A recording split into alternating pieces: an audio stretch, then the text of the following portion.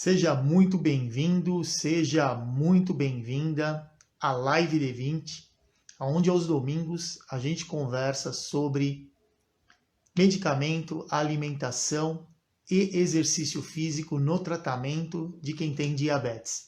Meu nome é Roberto Doro, eu sou profissional de educação física, especialista na prescrição e no acompanhamento do exercício físico para quem tem diabetes, e eu ajudo você que tem diabetes a ficar com a glicemia mais tempo no alvo e ter a hemoglobina glicada menor do que 7. Ou seja, eu te ajudo a viver melhor tendo diabetes.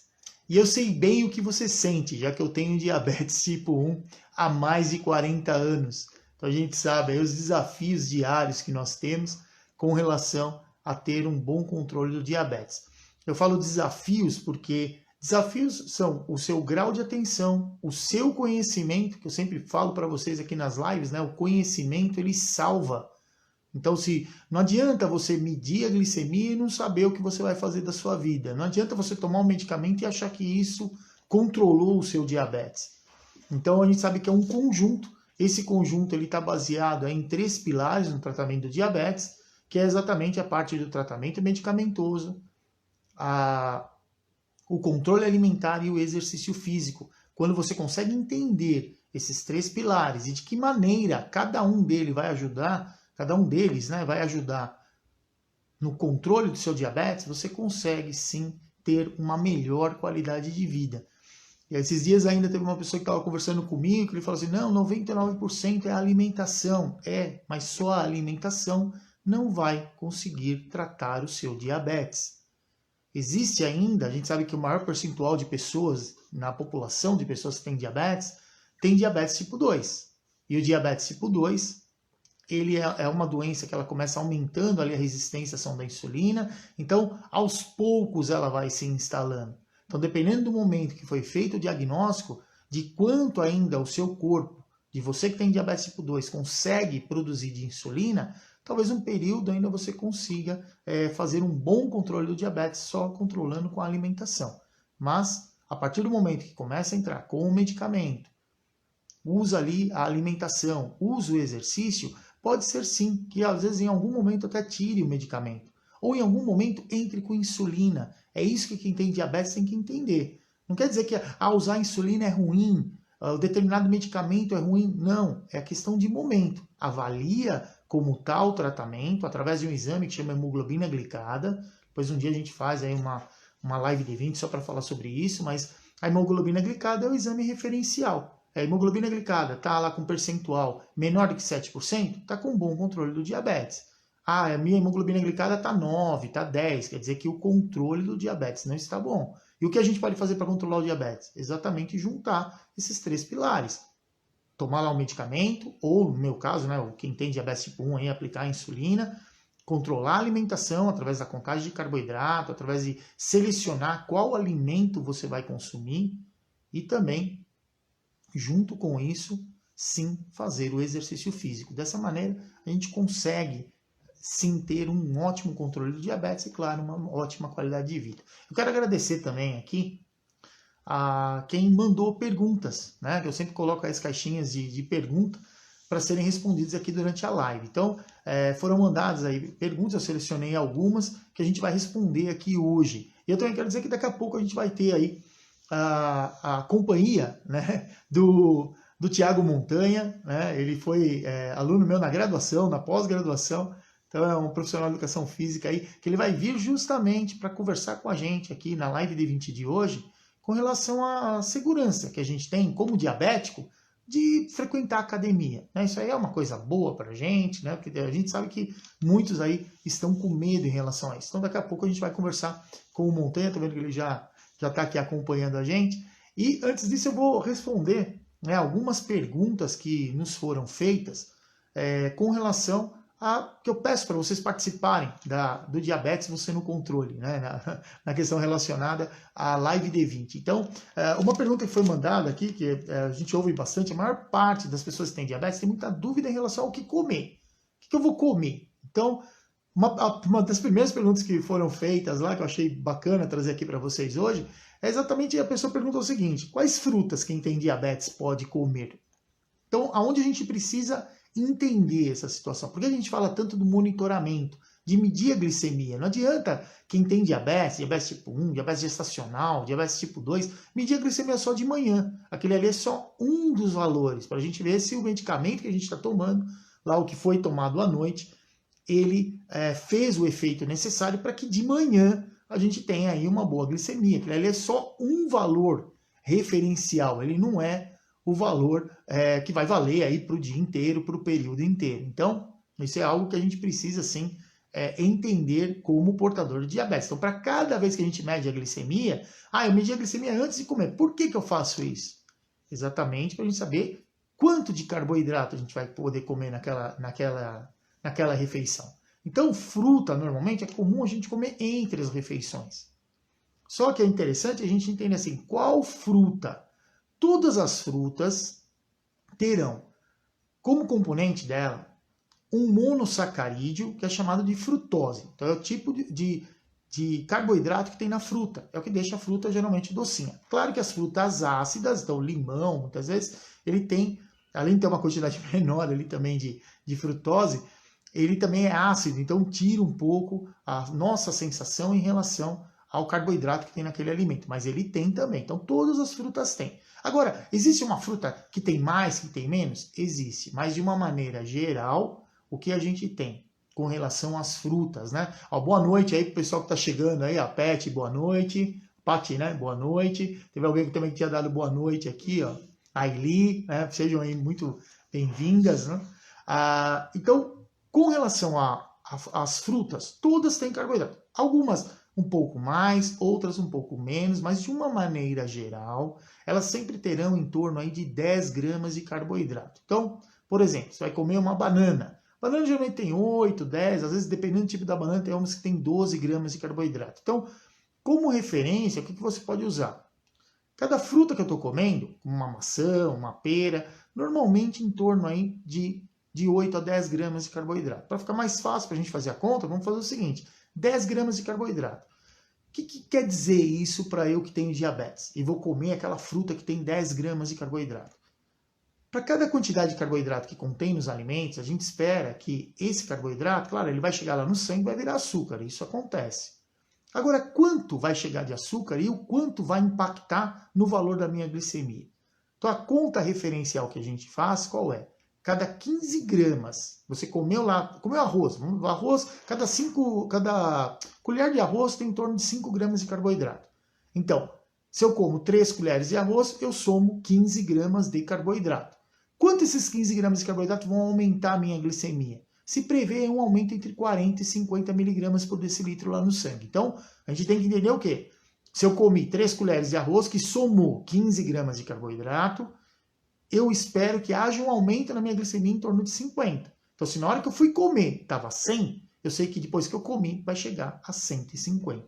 A mesma coisa a gente tem que fazer em relação à fruta. Cada fruta, se a gente pegar por porção ou mesmo ou comer a fruta, né, a fruta inteira, por exemplo, aí uma banana, uma maçã, uma pera, né, que são frutas bastante comuns, consequentemente o que a gente tem? Em torno de 10 gramas de carboidrato está sendo consumido, tá? Se 15 gramas aumenta 50, quanto vai aumentar 10? Aí tem que fazer a regrinha de 3, né? Mas vai dar em torno aí de 30 miligramas por decilitro, em torno de 33,3 miligramas por decilitro. Então, o que eu tenho que ter para mim? Cada vez que eu comer uma fruta, certamente vai aumentar mais ou menos 30 na concentração de glicose do sangue. Toda vez que a gente comer fruta, isso vai acontecer? Não. Principalmente para quem tem diabetes tipo 1. A gente não sabe, às vezes tem uma quantidade de insulina que está aumentada no sangue naquele momento.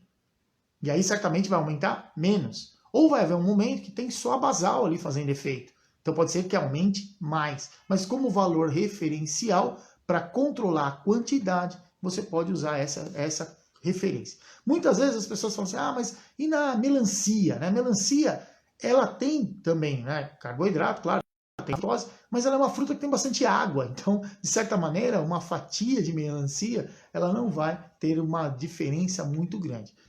Eu recomendo, né, para você que está acompanhando aqui a live, a baixar um aplicativo ou mesmo buscar, né, na internet, tem aí o manual de contagem de carboidratos da Sociedade Brasileira de Diabetes. Então foi feito lá pelo Departamento de Nutrição, é um recurso que a gente tem para olhar ali nas tabelas e ver o quanto tem aí de carboidrato para cada tipo de alimento e a quantidade ali que você está comendo e o quanto de carboidrato tem. Então, para a pergunta, então, quanto eu como aí de qual fruta quem tem diabetes pode comer todas as frutas. Claro que a uva é uma fruta que ela tem uma quantidade um pouco maior de carboidrato, tem que tomar cuidado, que às vezes, dependendo do tipo de uva, ela vai ter quase 10 gramas para cada uva que você comer. Então, se comer um cacho inteiro de uva, faz a conta, né? Vai multiplicando isso aí, cada vez aí por 10. Então, cuidado com esse tipo de coisa. Ou costume que às vezes a pessoa tem de, eu consumo uma fruta depois que eu como. Se alimenta lá, quer dizer, conta o carboidrato que você comeu ali na refeição, para ver o quanto vai aumentar. E no pós-refeição não vai, por exemplo, chupar 3, 4 laranjas, porque aí você está consumindo 40, 50 gramas de carboidrato, que é algo também ruim aí para o nosso tratamento. Tá bom? Então, eu respondi essa primeira pergunta, depois tem mais duas aqui, mas eu vou aproveitar para responder junto com o Montanha, né? Com o Thiago aqui. Peraí que eu vou... E aí a gente já dá continuidade, aí a gente responde depois junto com ele as outras questões que estão relacionadas aí à massa magra, à suplementação. Então, eu acho que é legal a gente... E aí, Montanha, boa noite. Como é que você está, meu amigo? Beleza? Boa noite, tudo bem? Beleza? Boa noite, galera. E aí, Tudo professor, bem? como é que você está? Graças a Deus, tudo tranquilo. Então, vamos lá. Se apresenta então para o pessoal, Montanha. Quem é você, né? Quem que é o Thiago Montanha? Galera, já conheci esse professor aí há longa data, ele me deu aula na Uninove, eu sou formado em licenciatura pela Uninove, bacharel pela Uninove, estudei administração na Anhanguera e fiz uma pós-graduação na FMU, de personal trainer. E sou faixa preta de jiu-jitsu, atleta aí há 17 anos, estou dentro das academias faz muito tempo, Dora. E a gente vai falar um pouquinho hoje sobre a volta às aulas, Dora, é isso? Então, eu convidei o Montanha porque o que acontece? A gente sabe que agora as academias abriram, né? Foi ontem que foi a abertura, né, Montanha? Oficialmente vai ser agora segunda-feira. E qual é o grande problema que eu percebo, né, em nós que temos diabetes? As pessoas que têm diabetes, uma grande parcela tem um receio muito grande de ir para a academia treinar, principalmente nessa época de Covid. Então eu queria, Montanha, ele tem uma academia, né, eu quero que ele comente o que as academias, né, de uma maneira geral, estão fazendo para tomar cuidado, para, claro, proteger os alunos, já que a gente sabe que, eu acabei de falar para vocês, parte do tratamento que a gente tem é o medicamento, a alimentação e o exercício é uma parcela que eu considero aí a principal para o tratamento de quem tem diabetes. Então, Montanha, por favor, comenta aí a respeito quais as atitudes, né, o que vocês, né, como proprietários aí de academia, ou para quem gerencia ali a academia, está tomando como providência para evitar que as pessoas se contaminem, né? Como é que funciona? Explica aí como é que está funcionando atualmente a academia. Ô, professor, isso aí é fácil de responder. Eu respondo com toda a autonomia e de vivência mesmo dentro das academias. O que acontece? A academia, eu não vou falar que é o lugar mais limpo e higiênico do mundo, mas o que acontece? Toda vez o álcool existe dentro da academia desde a época do Arnold Schwarzenegger treinando. Então é normal o indivíduo higienizar o equipamento tanto antes quanto depois. Eu acho que respeitando as normas vigentes, máscara e o distanciamento social, diminuindo a porcentagem, porque a gente sabe que em algumas academias de grandes nomes existe a superlotação, que é diferente da maioria das outras academias de bairro. Então, o que acontece? Nessas academias de bairro, que é o meu caso, a gente foi muito prejudicado, porque nunca houve essa lotação para poder fechar, como um mercadinho pequenininho, como uma barbearia que passa 20 pessoas por dia lá. Não, nunca deveria ter fechado esse tipo de comércio. Então, a academia é um lugar seguro, é um lugar onde a higiene existe desde sempre, não é de hoje. O que mudou hoje dentro da academia é o uso de máscara, mas a higienização, tanto de mão quanto de equipamento, é educação, é a norma da academia. E não é de hoje. O que muda hoje? É que antigamente que eu falo é pouco tempo atrás, antigamente eram os ratos de academia que frequentavam a academia. Eram os caras que queriam ficar fortão, tudo. Eu não sei a porcentagem em relação à idade das pessoas que têm diabetes, mas eu acredito que é uma idade um pouquinho mais avançada. E na parte da manhã de qualquer academia, normalmente é frequentado por idosos. Por quem mais precisa da academia, independente de pandemia ou não. Eles sempre precisam da academia. E eles são os que têm mais medo hoje, porque são a galera que está na fase de risco. Então, eles estão sendo muito prejudicados, que a gente não consegue colocar isso, não é tempo perdido, jamais recuperado, infelizmente. Porque aí, você ficando com medo, não foi, deu mais de um ano já, Dora, que a gente está nessa. Então, mais de um ano. Para mim, ficar sem atividade física, para mim eu vou num parque, eu me viro, não sou da galera de risco, eu não sinto tanto. Mas para a galera que precisa, eu acho que é muito tempo, a galera pode ficar tranquila, tenta frequentar aí academia de bairro, que respeite as normas vigentes. Não adianta o seu filho, o seu namorado ir em academia clandestina que está funcionando ali de portas fechadas, onde aí aumenta o risco de novo. E a galera, você sabe que está frequentando, velho. Não é só daqui, isso aí existe. Então, eu acho que a galera tem que ir voltando assim aos pouquinhos, vai liberando aos poucos. A gente está voltando umas fases onde a academia permitirá ficar mais tempo aberta, onde vai diminuir o número de pessoas, porque diminui o número de horas abertas, as pessoas têm que se aglomerar para ir naquele momento. Então, eu acredito que isso seja política, não é possível que eles façam isso pensando no bem da humanidade. Mas a academia, eu garanto que não é de hoje, que existe toda a segurança, existe toda a higienização, que vocês que devem, tanto de diabetes como outras doenças crônicas, devem retornar às atividades, ou através de aplicativo, como a gente está fazendo agora, mas não pode ficar parado tanto tempo, Dora. Exatamente. E uma coisa que você falou aí do pessoal que continuou, né? Que assim, veio a ordem de fechar, né, as academias e o pessoal ficou trabalhando com a porta fechada. Realmente a gente tem que entender o seguinte, né? Como é que é transmitida, né, a doença em si? Pelo próprio ar. Por exemplo, um ar que fica fechado ali com a porta fechada, quer dizer, diminui a ventilação interna, né? Ou se tiver um ar-condicionado ligado, fica viciado ali também. Isso aí, no fim, ao invés de proteger, coloca o pessoal mais em risco ainda. Realmente o que você falou aí foi bem, bem interessante. Me fala uma coisa, Montes, você falou de ficar mais tempo aberto, então a academia ela vai ter um período maior, porque antes parece que estava 2 períodos com 4 horas, era isso que estava acontecendo da última vez? Aí? Era isso na fase laranja. Aí na fase vermelha foi proibido de vez. E agora, que é uma fase vermelha transitória, que é alguma coisa mais agressiva, está liberado 8 horas. Então é isso que eu falo, não condiz as ações, elas são confusas. Então, se na vermelha não era para abrir, na vermelha transitória, que é uma coisa mais agressiva, não era para abrir também. Mas, enfim, abriu. Liberou 4 horas de manhã e 4 horas no período da noite. Então, o pico das academias existem a partir das 18 horas, né? E na parte da manhã existia o pico quando tinha o pessoal um pouquinho mais velho, que são os idosos. Eles acordam cedo e gostam de ir para a academia. Esse era o público das academias de manhã. Então, o fluxo já não existe na academia de manhã. Existe a quantidade de pessoas ali normal. E da noite foi cortado exatamente isso. Cortou, porque a galera trabalha até as 18. Ou você treina bem pertinho da sua academia, ou, infelizmente, você vai continuar sem ter atividade física. Porque depois das 8 tem o toque de recolher ainda. Então, você fica preso em casa, cara.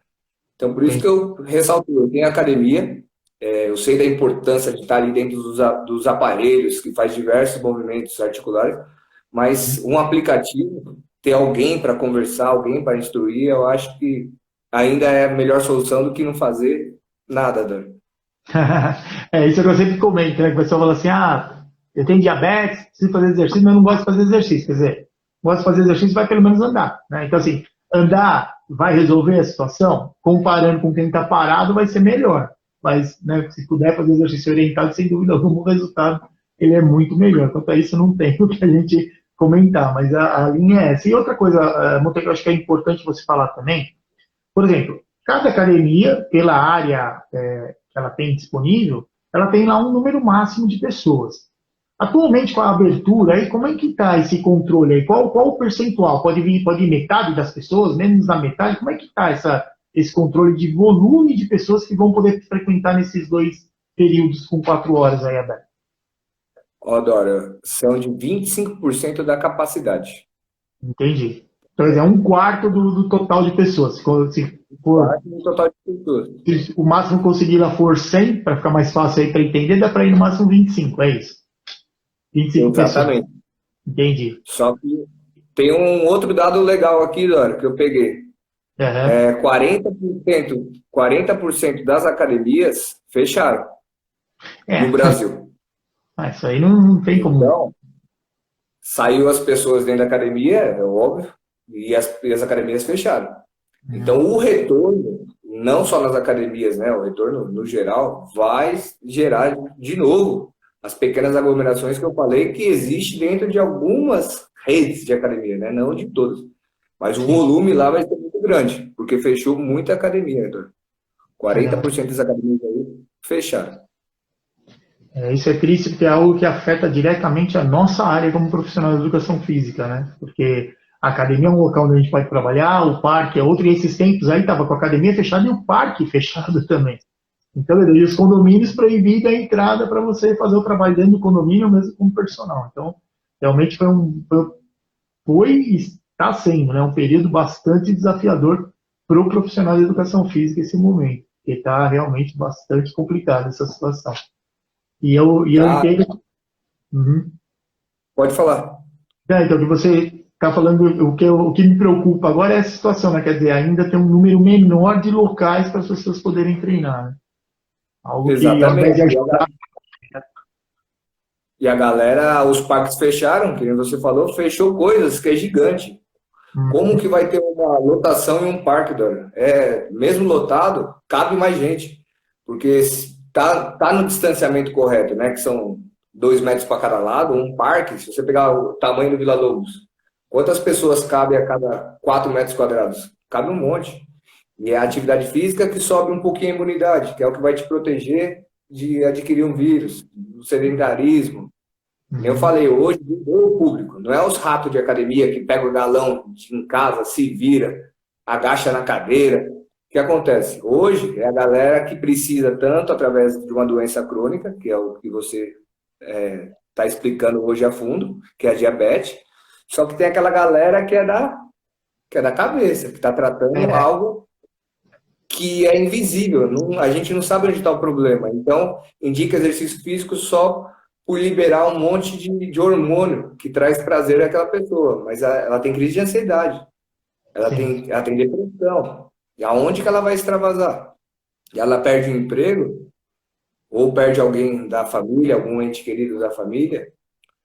O que acontece com essa pessoa, Dora? Não tem tempo que recupere isso. Realmente, essa é uma situação bastante preocupante. E uma coisa que você falou de parque, eu estava indo bastante na academia, né? Tinha minha rotina de academia. Aí depois eu comecei a buscar locais mais abertos, depois com a pandemia, né? Então o parque era o lugar onde eu realmente estava indo mais do que na academia, diminuiu um pouco minha frequência na academia. Mas o que eu percebi, eu achei até estranho isso, né? Fecharem o parque. Nos parques, o que a gente observa, né? Você falou de um grande parque que a gente tem em São Paulo, que é o Vila Lobos, mas a questão, mesmo em parques menores, durante a semana, você vê quem está ali, normalmente, são as pessoas que estão indo para treinar. O pessoal que está correndo, vai usar os aparelhos, alguma coisa assim. Final de semana é que você vê mais famílias realmente passeando e tal, né? Então, realmente foi uma coisa meio, para mim, soou meio sem sentido essa questão de, durante a semana, que é quem normalmente frequenta ali, e o que eu percebo, às vezes, trafegando próximo dos parques, o pessoal que está correndo na rua, corre ali perto do parque, mas corre do lado de fora do parque, quer dizer, exatamente, vai na rua. Isso eu vi também, Dora. Eu vi aqui no Parque São Domingos, que eu sou da área daqui. Sim. Eu fui lá, parecia que eu estava na 25 de março. Eu nunca vi tanta gente correndo, eu tô falando hoje, tá? Eu fui lá, hoje eu pedalei e depois fui correr lá no parque. Eu fiquei assustado, parecia que eu tava na 25 de março. Todo mundo resolveu caminhar. E Você ficou tribal.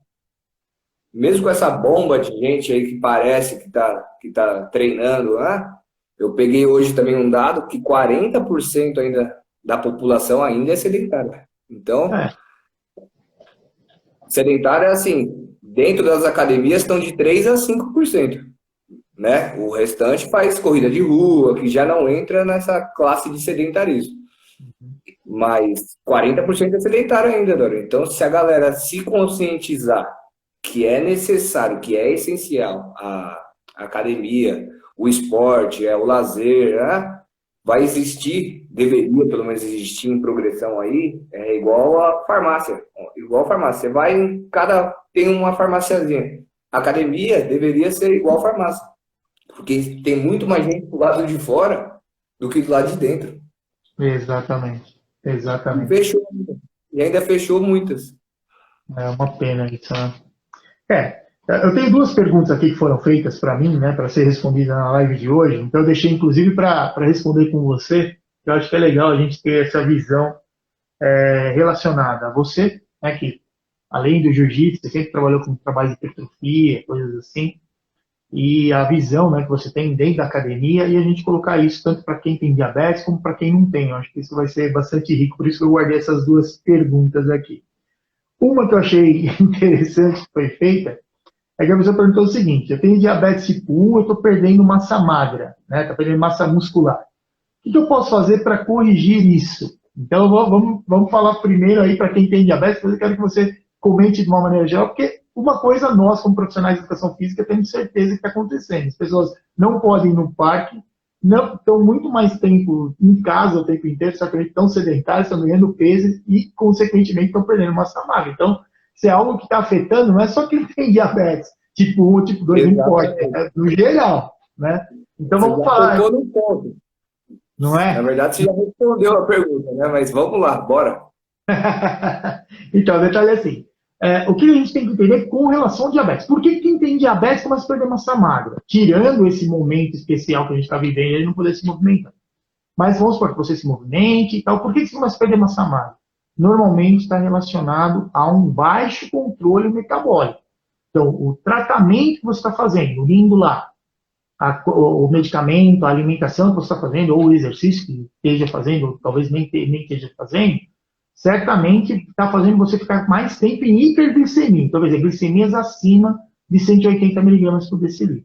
E, consequentemente, o corpo começa a ter uma maior concentração de glicose no sangue e menor nos tecidos. Então, não vai fazer falta energia dentro lá dos tecidos.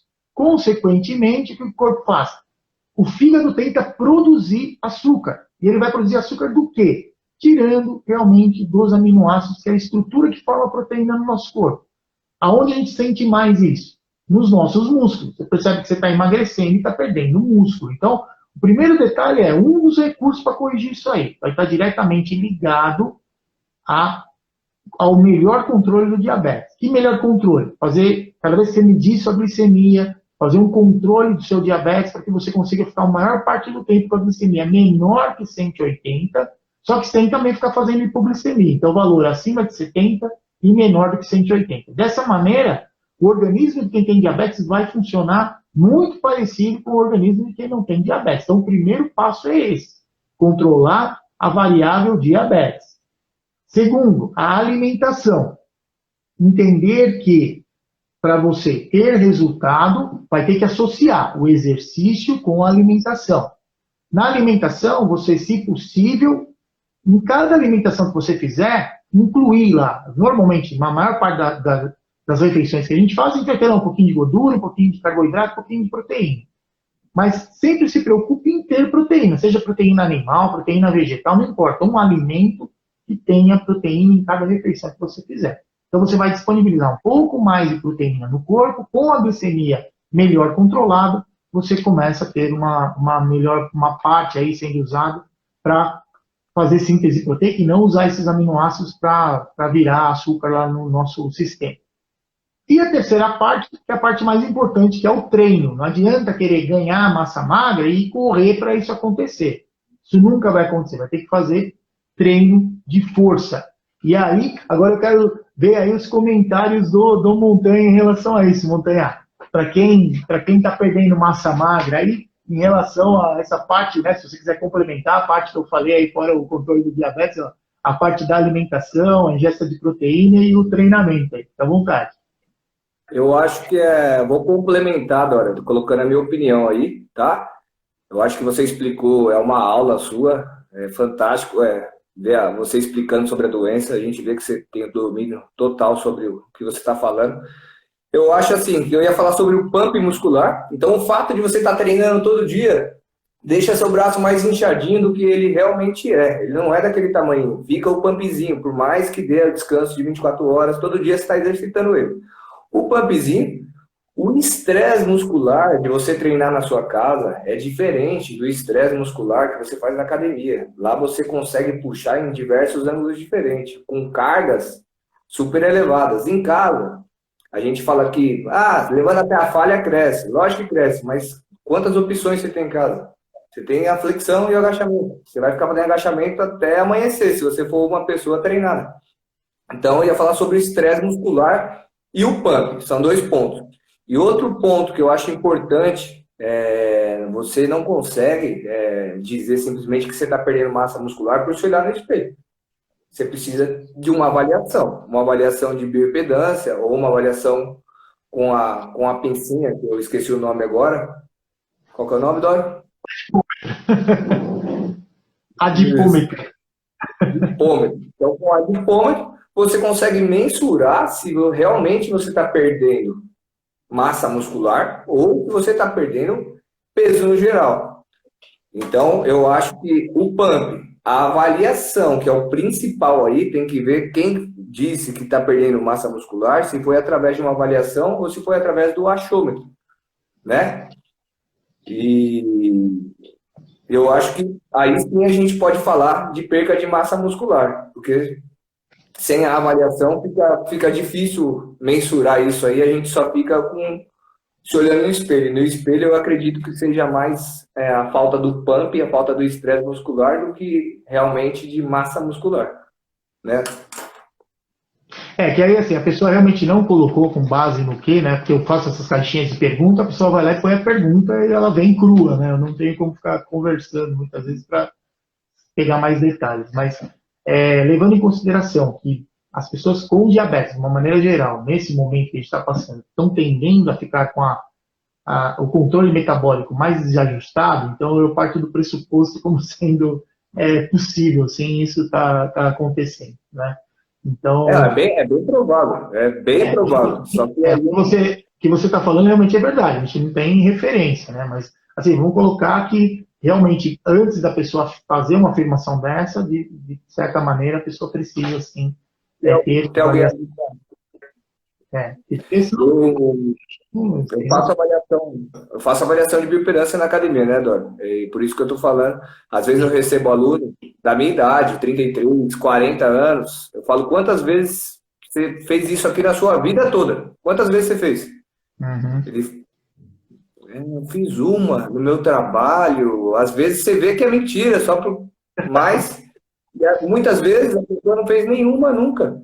Então ela tem como base, né, que também não é da obrigatoriedade deles saberem, mas ele tem como base o quê? Ganhei peso, engordei. Perdi peso, emagreci. E para quem é fortinho, perdi peso, perdi massa. Se eu sou fortinho, perdi peso, perdi massa. Mas ainda tem essa referência de uma avaliação. E essa avaliação hoje é mais comum dentro das academias. Mas mesmo assim tem uma grande parcela de gente que nunca fez. Então fica sem nenhuma referência. Fica feliz quando entra na calça. Entrei na calça. Emagreci. Consegui entrar na calça que eu queria. E isso pra gente é pouco. Mas pra pessoa, ela tá feliz da vida ali, né? Mas a gente... que muitas vezes a pessoa quer... É o que você falou, né? Assim, qual é o objetivo? Eu quero entrar na calça. Não interessa se perdeu massa magra, perdeu gordura, o que interessa é fazer. Qual era o objetivo? Entrar na calça. Entrou na calça, estou super fraco, estou vendo tudo rodar, mas não tem problema, entrou na calça, objetivo atingido. Fez aquelas dietas doidas, ficar zero carbo, mas vai dar para ir no casamento, vai dar para ir na festa, era esse o objetivo. Tem essa turma também das academias que treinam para curtos objetivos. Vou treinar para o carnaval. Vou treinar para o ano novo. Vou treinar porque eu tenho casamento, eu preciso entrar no meu vestido. Tem essa turma também das academias. Tem, né? Isso aí faz parte. É o público no geral. Mas assim, a ideia é que a pessoa precisa realmente ter essa situação, acho que é bastante importante aí, da avaliação, realmente para ter certeza se, né, qual que está a composição corporal aí. E dentro disso, controlar o diabetes e fazer trabalho de força, de preferência aí, né, na academia, orientado aí por alguém que conheça esse trabalho de hipertrofia. E que consiga prescrever para quem tem diabetes também, porque às vezes a gente vê o pessoal falando para fazer umas coisas meio esquisitas. Tem uma outra que eu recebi aqui também, que eu acho que foi bem bacana. Ela é bastante aberta, eu vou fazer só um complemento nela, né, em relação ao diabetes em si, e foi exatamente o seguinte, diabético pode tomar suplemento?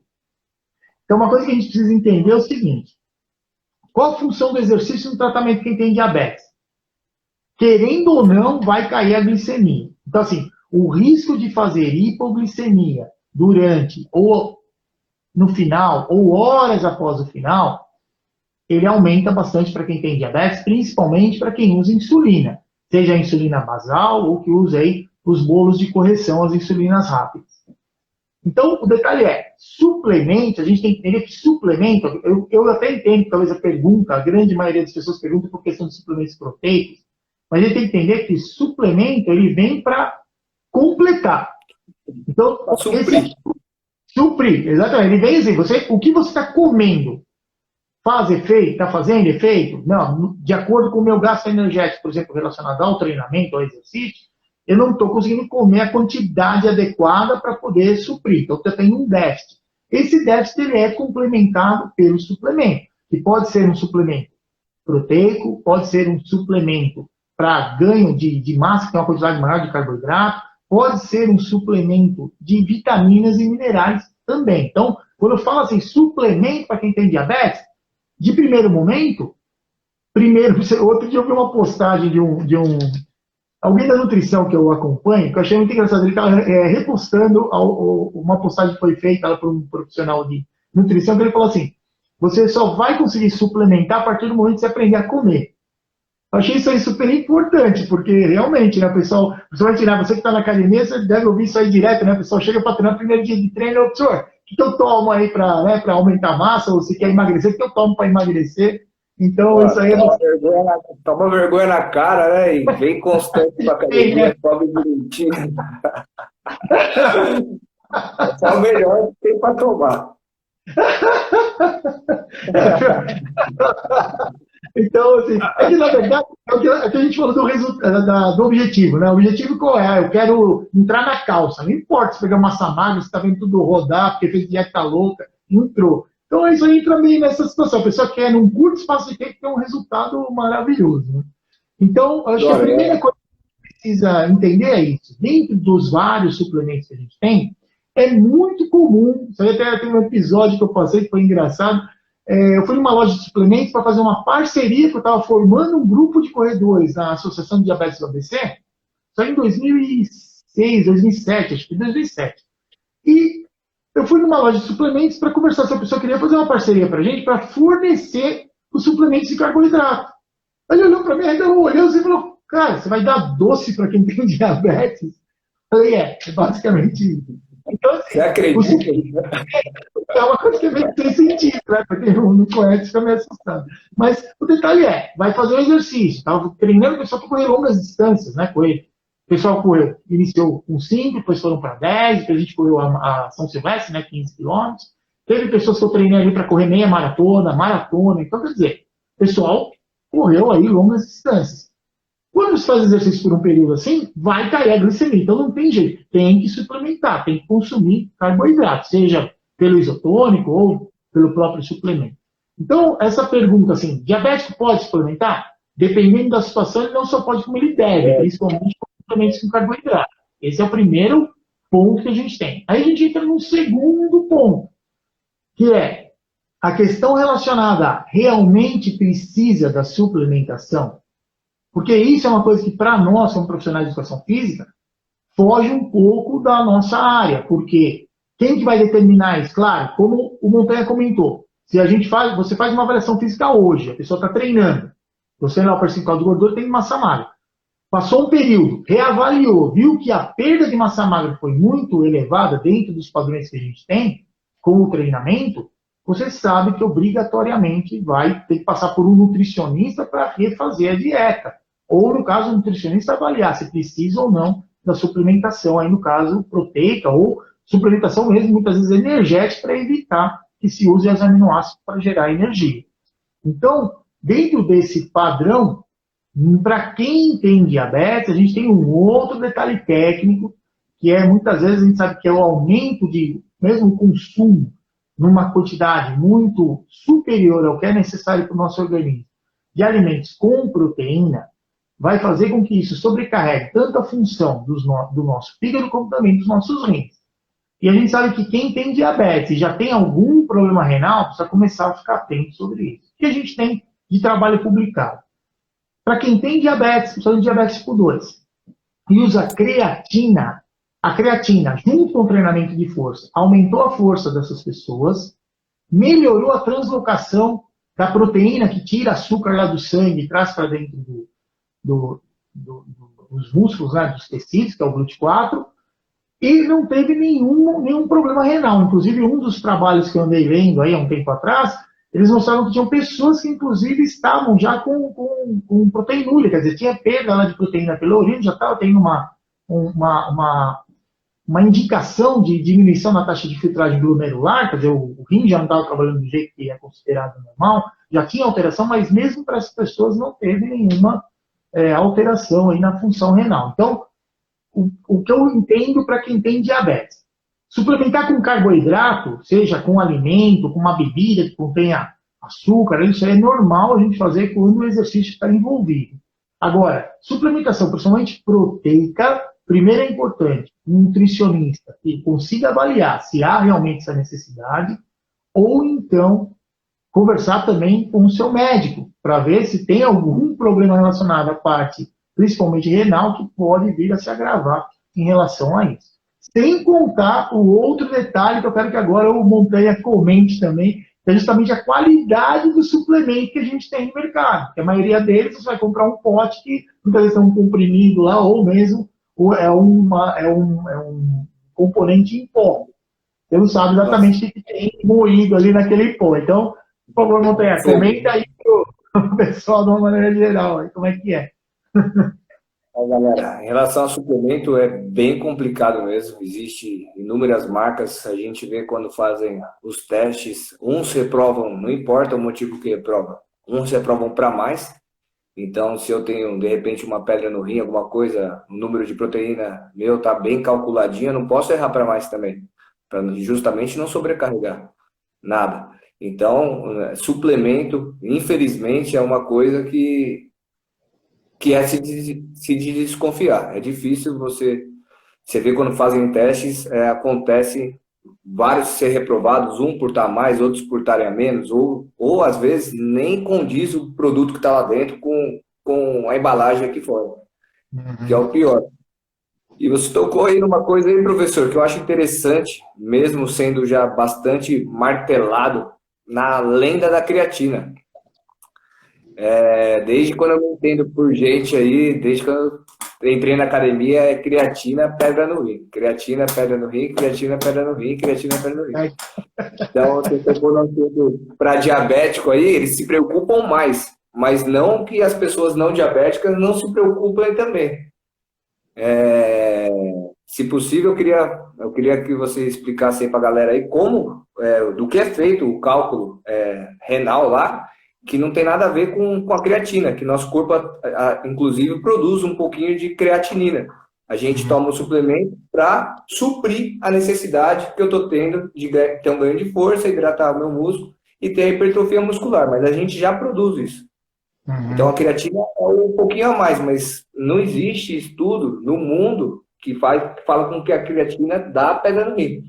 Eu queria que você explicasse rapidinho como forma o cálculo da pedra no rim, professor. Como é que, para a gente acabar com essa lenda de uma vez?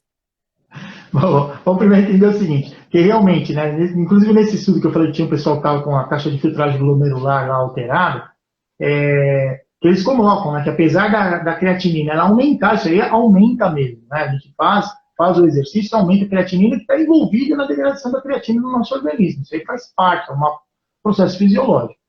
E mesmo com esse aumento, não tem relação.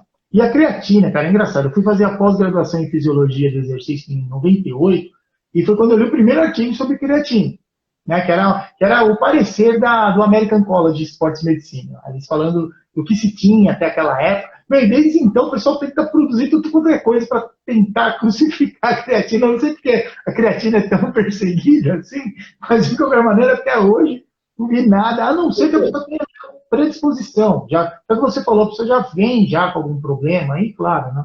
É desequilíbrio E e às acontece. vezes, e às vezes você escuta até de um outro profissional de uma outra área, só que você vê que a pessoa tem um pouco mais de idade, E, então, né? na tem, São pessoas que, às vezes, você vai, a minha mãe passa no médico X qualquer lá, dela, no podólogo. O podólogo fala que dá pedra no rim, ela vem e acredita, às vezes, mais nele, no médico qualquer, ou de uma profissão qualquer, um nutricionista, do que você, né? Que é da casa, né? Da casa, santo da casa é, nunca faz milagre, né? isso é Então a verdade. galera acaba acreditando. Você vê que é o pessoal de mais idade, que acaba acreditando mais, que é pessoas que não acabaram, infelizmente, não se atualizando, né, professor? Sim. Então, e a questão que você fala da pedra no rim, né? Uma coisa que a gente precisa entender é o seguinte: o nosso corpo, no geral, um bom percentual dele, em torno de 70% mais ou menos, é líquido. Então, a gente precisa de líquido no nosso sangue mesmo, o sangue não ficar totalmente viscoso, não ficar, claro, não forçar o sistema cardiocirculatório. Além disso, entre as células, a gente também precisa de água também para o nosso organismo funcionar. A água está envolvida em várias reações químicas, né, que a gente chama de hidrólise, quando a água está ali junto para dissolver, muitas vezes, ou para separar, por exemplo, o carboidrato, mesmo, que é um nutriente que a gente consome. Só um momentinho aí, pessoal, que o Monteiro teve, acho que, algum probleminha que acabou caindo a internet dele. Vamos ver, já já ele retorna, aí a gente volta com ele. Então, continuando aqui dentro do que a gente estava falando, a, a questão relacionada à ingesta de água, e muitas vezes se colocam assim, precisa consumir 2 litros de água por dia. As pessoas falam assim, mas eu não gosto de água. Só que a gente tem que entender o seguinte, o que o nosso corpo precisa? Ele precisa de líquido. Esse líquido ele pode vir da fruta que a gente comeu. As frutas, normalmente, elas têm uma quantidade de água naquele alimento. Chuchu, por exemplo, é um alimento que tem uma quantidade grande de água também. Então, não quer dizer que você precisa, no seu dia, tomar 2 litrão de água. É uma referência. Você tem que consumir 2 litros de líquido. Então, esse líquido, eu tomei leite, leite é líquido. Eu tomei um suco, suco é líquido. Então, claro, não vai substituir isso por refrigerante, que também não vai dar muito certo. Mas, principalmente para quem tem diabetes, vai ficar super com a glicemia extremamente alta. Mas o detalhe precisa consumir líquido. Água é também importante. A gente tem que ter o hábito de tomar água. Porque o nosso corpo, uma pessoa, um adulto, o corpo já, para as reações químicas que a gente precisa, da parte fisiológica, ele vai sim fazer. Ele está programado para mais ou menos a gente liberar aí 2 litros de água por dia. Então, normalmente através da urina e do suor. Pode perceber, se você parar para dar uma repensada, aí você vai perceber. Dias que estão geralmente com a temperatura mais alta, a gente vai menos no banheiro urinar. Porque você está perdendo água também mais pela transpiração. O contrário acontece no inverno. No frio, a gente fica lá mais tempo, né, agasalhado ali para poder esquentar o nosso corpo e, consequentemente, você começa a urinar mais. Então, essa reposição de água, ela é importante para a gente. E muitas vezes, vários alimentos que a gente consome, eles contêm lá minerais. Hoje é muito comum, né, os alimentos, principalmente industrializados, eles têm uma quantidade grande de sódio. E esse sódio, a hora que você consome ele, se você tem pouca água, às vezes, no seu corpo, pode acontecer dele ir se depositando nos rins. e vai, claro, se ligando uma molécula a outra e forma lá as pedras. Nem sempre vai acontecer somente por isso, existem outros processos, mas o mais comum é esse. A pessoa geralmente toma pouca água, é comum a gente falar assim, puxa, eu tive problema nos rins, tive pedra nos rins. Quando você pergunta, você toma água, você consome líquido? Não, pouco. Então, isso é algo que a gente precisa entender. Então, dentro dessa questão aí que a gente estava falando da creatinina, mesmo da própria creatina, a relação que a gente tem aí com a preocupação, né, de muitas vezes, ou mesmo um suplemento proteico trazer um aumento, né, na probabilidade de ter pedra nos rins, a pedra no rim de primeiro momento, assim, de uma maneira muito generalizada, porque existem várias outras situações que podem levar, sim, à formação aí de cálculos renais. Mas, de uma maneira geral, mais frequente, o que pode pôr mais em risco a pessoa no dia a dia, é ela exatamente consumir uma pequena quantidade de água. E aí, dessa forma, a gente tem, sim, um maior aumento em relação a isso. Outro problema que a gente fala dos rins que estão funcionando direitinho, foi o que eu falei, né, o Monteiro pediu para eu comentar, que é a taxa de filtragem glomerular. Então, a taxa de filtragem glomerular, ela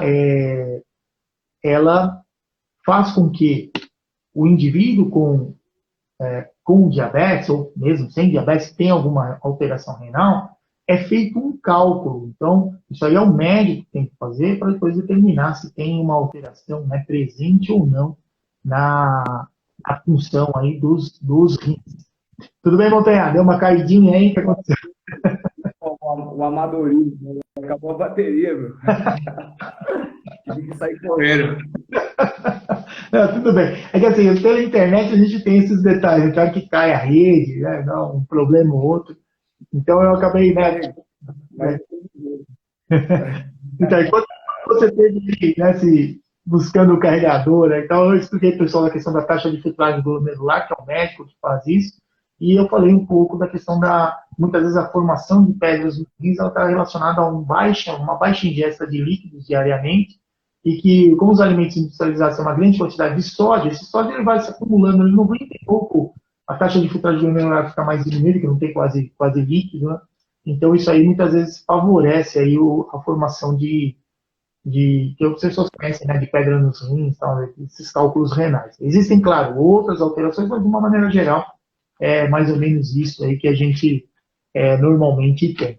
Então, aqui, você teve fora aí. Oi, desculpa? Para resumir, a creatina não dá pedra no rim? Não dá. Pelo menos até hoje nenhum trabalho conseguiu fazer isso, cara. Realmente não, nenhum trabalho até hoje conseguiu fazer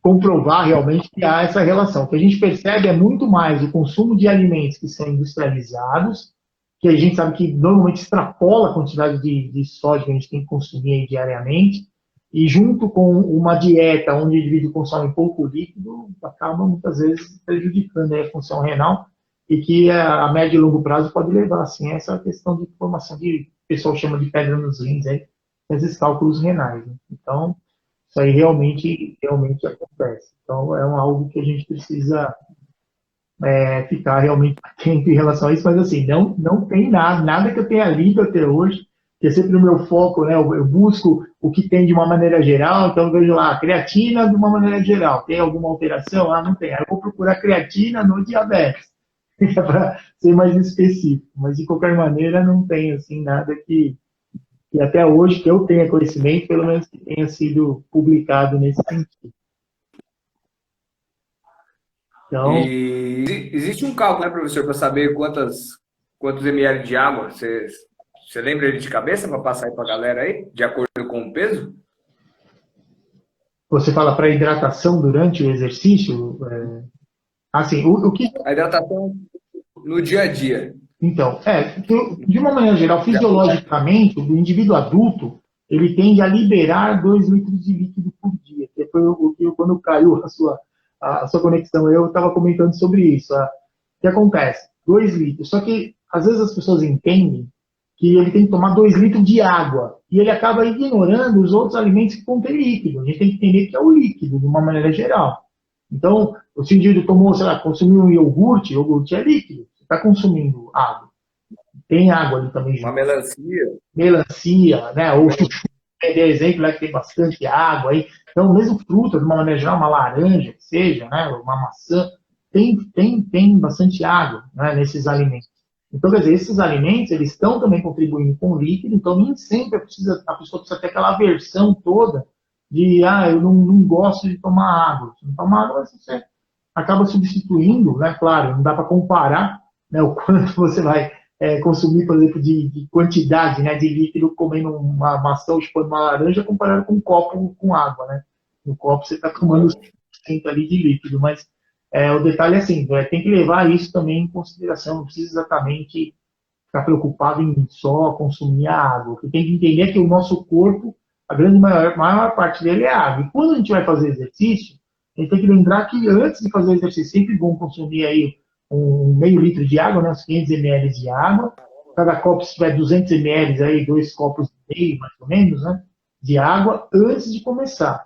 E depois, durante o exercício, principalmente se for um ambiente um pouco mais quente, ou mesmo você está percebendo que está transpirando bastante, a cada 15, 20 minutos também tomar um pouco de água de 200 a 300 ml. Então, eu particularmente já tentei já essas quantidades, assim, 300 ele é bastante desconfortável, porque começa a ficar com o estômago cheio de água ali durante o exercício, principalmente quando você está correndo. Agora, consumir mais ou menos 100, 200 ml é bem tranquilo em relação a isso. Então, isso aí realmente ajuda bastante aí a fazer a hidratação durante o exercício, quando a gente vai fazer o exercício aí por em torno aí de 1 hora, né, que é o que geralmente a gente tem aí como referência.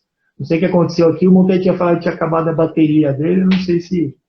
Deixa eu só... Té, tem alguma pergunta, alguma coisa aí que você tenha visto aqui nos comentários? Não, eu só tinha comentado que achei interessante, mas aí depois você pode fazer uma coisa que foi se ele percebeu alguma alteração no público da academia, que ele falou que percebeu que tinha gente com muito mais situação emocional desequilibrado do que propriamente buscando a academia como uma forma de tratamento. Certo. Bacana.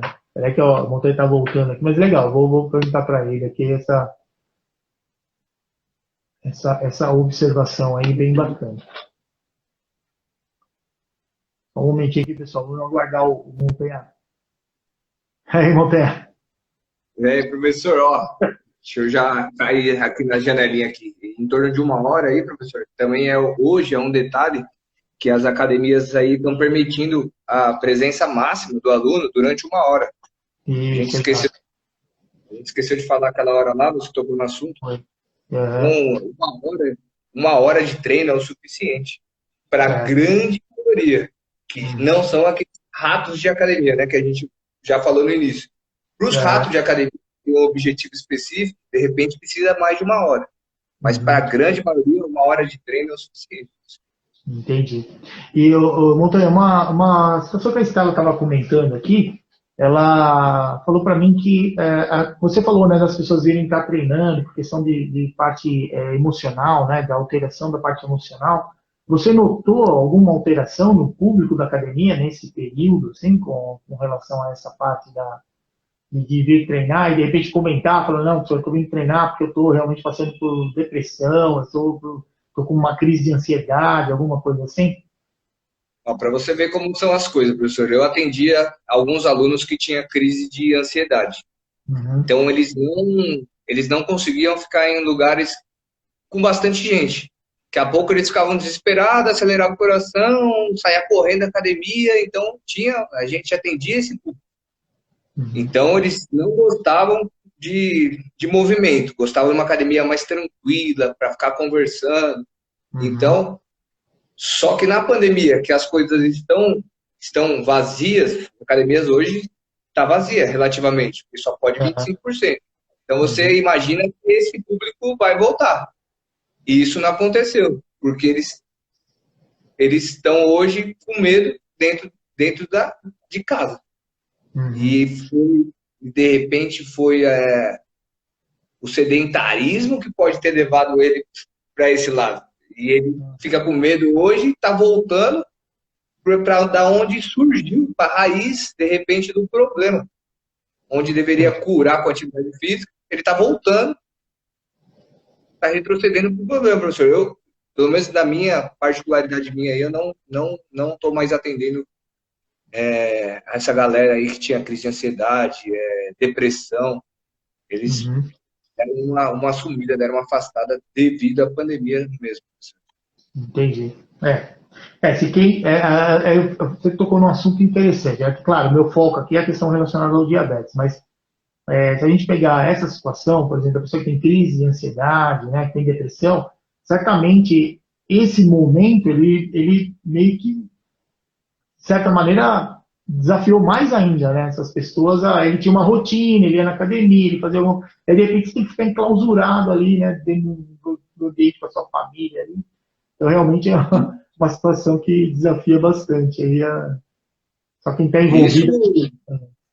Isso estando tudo bem, né? Sem nenhum ente da família estar doente, ou sem perder algum ente da família, ou sem perder o trabalho. Isso a gente está criando um cenário ainda positivo. Positivo, exato. É verdade. Mesmo estando em casa, se tiver saúde, tiver emprego, está bem positivo ainda. Então, negativo, hoje, a galera está satisfeita. Tá certo. Infelizmente, isso aí é uma coisa que não dá para ninguém. Né? Isso é tudo imprevisível, né? Então, realmente está bem complicado mesmo. Deixa eu só dar uma olhada aqui. Você viu aí, Ted, nos comentários, tem alguma pergunta, alguma coisa que eu posso ser aqui? Já vi só as pessoas entrando aqui. Então, legal.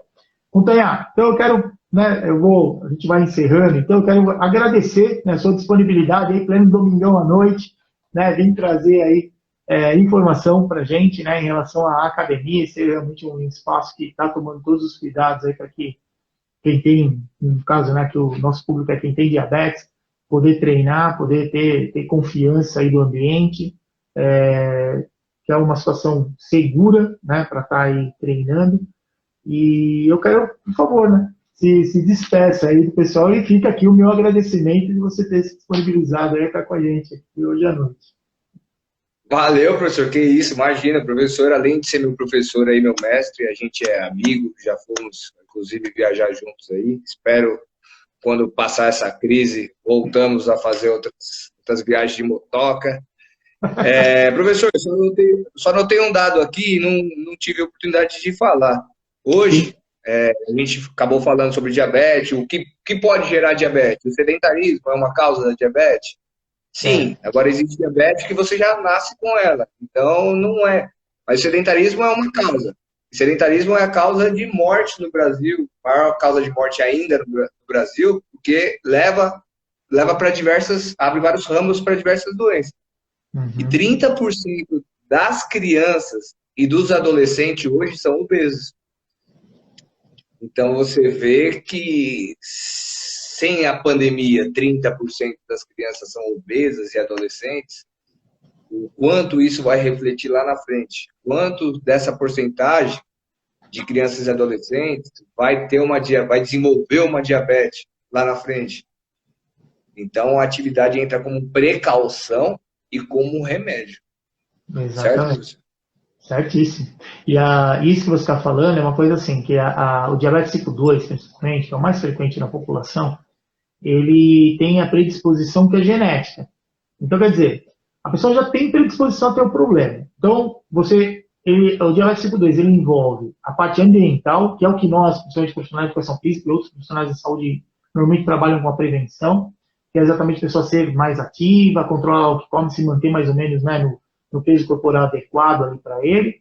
Então, quer dizer, nesse cenário, onde a gente isso aí, né, a maior parte dos estudos epidemiológicos voltados aí para atividade física na população, eles mostram isso, que a grande maioria, independente da faixa etária, aí tem um bom percentual que é sedentário. E aí, no caso, a criança, por exemplo, tem um histórico familiar já de pessoas com diabetes. Ele se mantendo inativo fisicamente e acima do peso, ele só vai acelerar o processo. Então, essa situação de você falar, lá na frente, às vezes não é tão lá na frente não, viu? Às vezes está agora com 12, 13 anos, depois com 16, ele está com diabetes tipo 2. Vai somando uma série de coisas negativas, né, professor? Exatamente. Isso aí, só, infelizmente, é só aquele esquema que a gente fala de ladeira abaixo, né? Você está acelerando uma situação que vai, depois, vai ser, na verdade, você vai gastar energia com uma tensão a mais, com uma coisa que era para acontecer quando você tivesse já 60 anos ou mais, né? Então, realmente, é algo bastante preocupante para a gente que sabe aí da importância do exercício físico. Inclusive, isso aí é uma coisa que eu sempre falo, eu fui diagnosticado com diabetes lá há mais de 40 anos atrás, pouco se conhecia, não tinha como monitorar. E hoje eu sei que eu sou uma pessoa saudável, tenho saúde, cara, porque o exercício me salvou. Eu era uma criança que não parava, estava sempre brincando, jogando, lutando, fazendo uma coisa ou outra, estava sempre, não ficava parado. E hoje eu sei o quanto aquilo a partir do momento que comecei a estudar os efeitos do exercício no diabetes, é que eu vi o quanto aquele meu comportamento, né, de criança, né, era outra época, o quanto ajudou. E isso, infelizmente, é o que a gente está vendo hoje, né, na atualidade, uma situação totalmente inversa. Seja por uma questão de comportamento da própria família, porque mesmo antes da pandemia, que nesses dados que você está trazendo, são estudos que muitas vezes foram feitos antes da pandemia. Pois é, quando as pessoas poderiam estar se movimentando, indo no parque, saindo com a família, ninguém está saindo. E aí, qual é o grande detalhe? A pessoa fica lá, tem a oportunidade de se movimentar, não se movimenta. Eu sempre atribuo essa responsabilidade aos adultos que estão no ambiente, porque criança, ele repete o comportamento do adulto. Se o adulto, no fim de semana, o cara fica sentado na frente da TV, só tomando cerveja ali, curtindo, a criança vai fazer a mesma coisa. Durante a semana, geralmente os pais trabalham, pai e mãe, então ele depende da escola, depende de estar em ambientes que sejam mais seguros, não dá para ficar na rua, né? E esse aí foi em outra época. Então, já essas situações são as que inicialmente geram.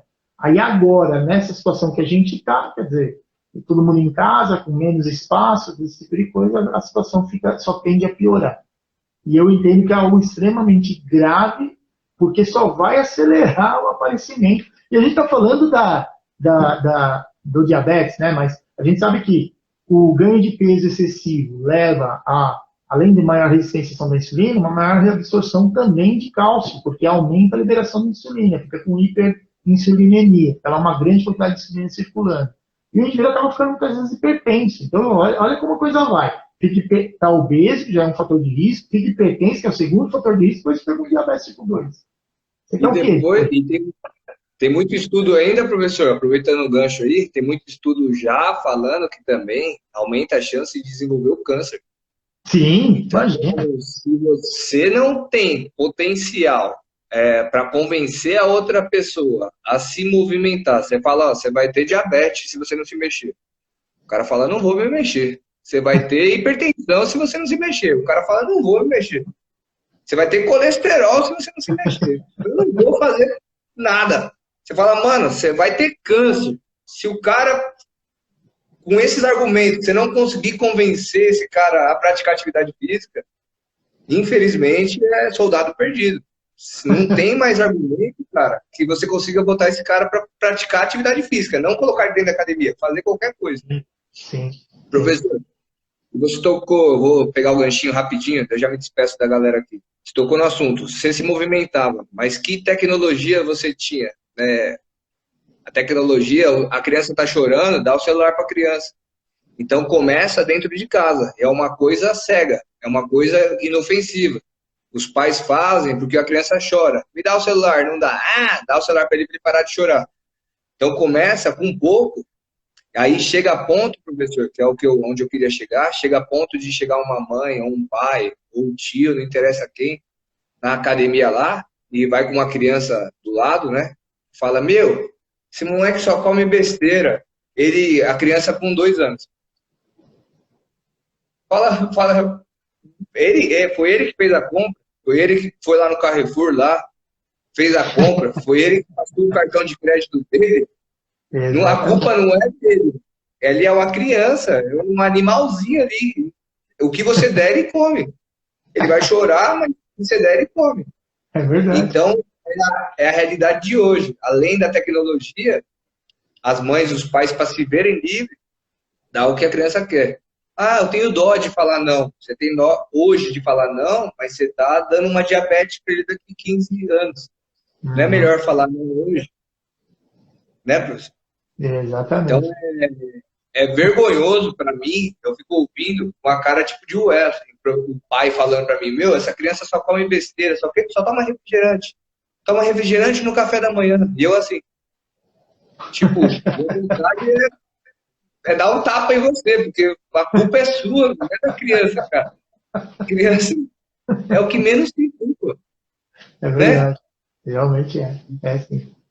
E ainda dentro desse cenário todo, né, você tocou num assunto bastante importante, né, que é como você disse, né, se ele tiver obesidade, diabetes, hipertensão, ele vai ter só um desconforto na vida, né, e se tiver um câncer, como é que fica a situação?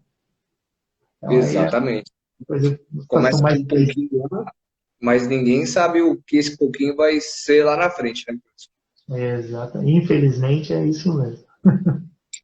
Certo, professor? Certíssimo, Montanha. Olha, muito obrigado mais uma vez por você ter disponibilizado seu tempo. Né? Obrigado aí a vocês que nos acompanharam até agora. Montanha, vamos dar um sorrisinho aí para fazer uns print aqui da tela, para a gente depois postar lá e marcar. Esse professor tira foto comigo desde a faculdade, cara. O cara é meu fã. Saiu bonito, hein, professor? Eu vi ele colocou assim, é só um monstro. Eu falei, outro tranqueiro aí também, vou te falar. Thiago, o mais legal é assim, a gente curtir cada fase da nossa vida. Eu fiquei pensando que enquanto você estava se apresentando, eu falei, caramba, coitado do Thiago, cara. Eu dei aula para ele, acho que mais do que um semestre na faculdade, e ainda depois, quando ele foi fazer pós na FMU, eu dei aula para ele também. Mas você é um dos poucos ainda, professor, ainda que eu mantenho contato depois de ter me formado. Eu tenho um carinho aí por você enorme aí. Você é super gente boa. A minha noiva, a Natália, também estudou com você. A gente adora você, cara.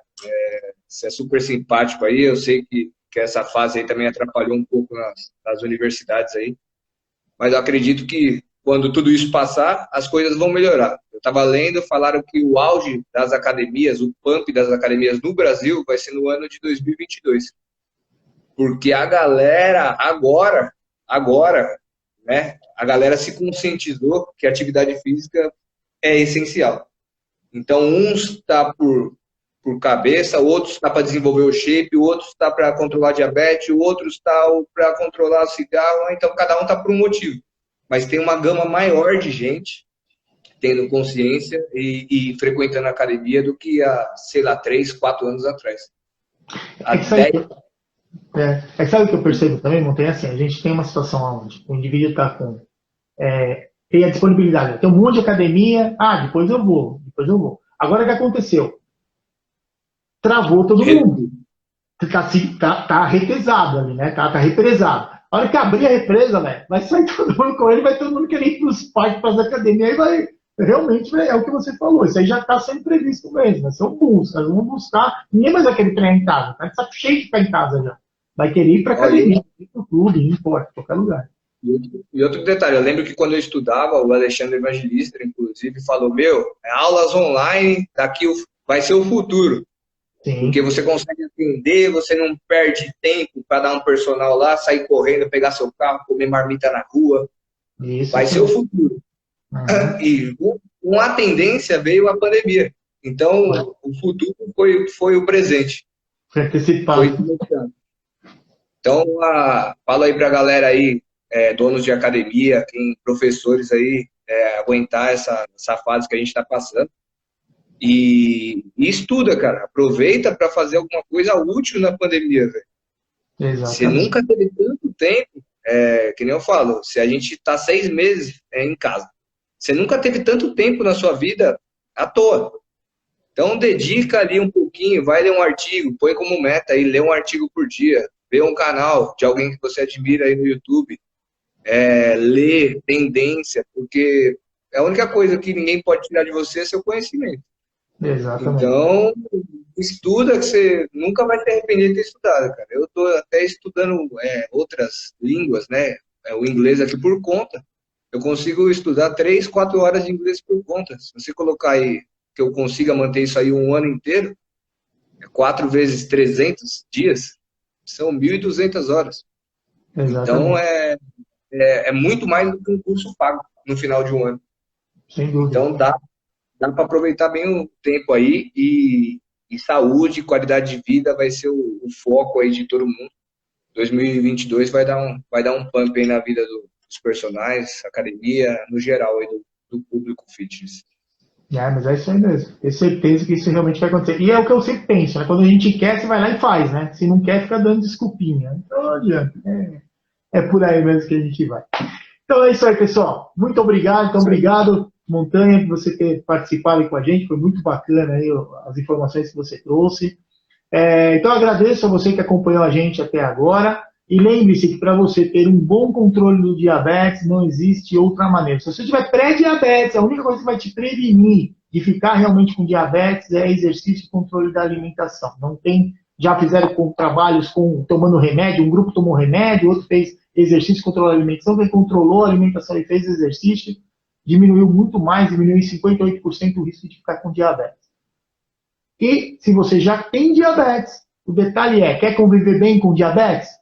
Pega como referência os 3 pilares do tratamento: o medicamento, o controle alimentar e o exercício físico.